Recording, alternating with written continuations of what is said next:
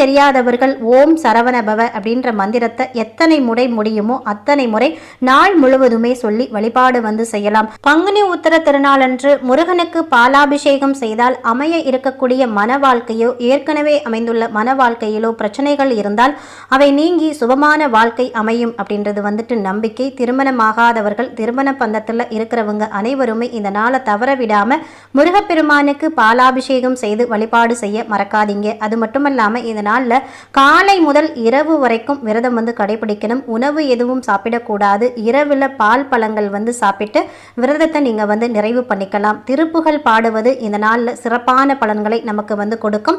அது கூடவே நம்ம ஏற்கனவே சர்க்கரை பொங்கல் நிவேதினம் பண்ணணும்னு சொன்னோம். அது கூடவே சிறப்பான நைவேத்தியமாக தேனும் திணைமாவும் இந்த நாளில் படைத்து முருகப்பெருமானை வழிபாடு செய்வது அப்படின்றது நமக்கு பல மடங்கு பலன்களை வந்து பெற்றுத்தரும். அது கூடவே 12 நெய் தீபங்கள் நீங்கள் கோவிலில் போய் வழிபாடு செய்தாலும்